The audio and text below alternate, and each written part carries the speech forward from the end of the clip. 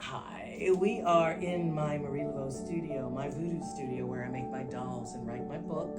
I'm channeling her direct. And I have my altars, do healings and initiations, and we're channeling the spirit.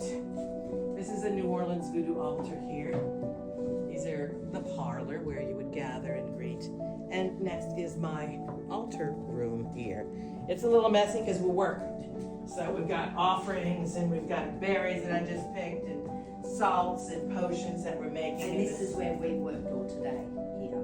Yeah, y'all gave the roses and the offerings, and I'll have meetings and seance and things. But basically the idea is to get information directly from Marie Laveau. Now this is the original house, which was torn down in 1903, but built on top of the original foundation.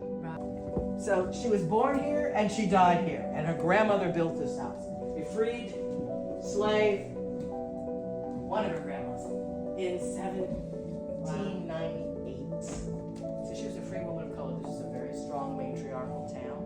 Marie Laveau was the strongest, as was her grandmothers and children after her. Yes. She lived here in the Voodoo heyday of 1903. This is the messy area where we do the work with the candles and the oils. This is where we've been working all day.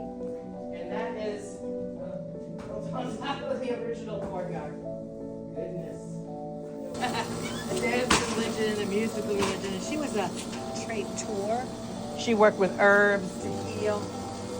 She was a nurse. And she gathered around her cauldron. And she grew some of her own herbs and some of her own poisons too. Everything's a poison, depends on dosage, right? But she was a healer. She was a yellow fever nurse, which is our main plague here. She was Dr.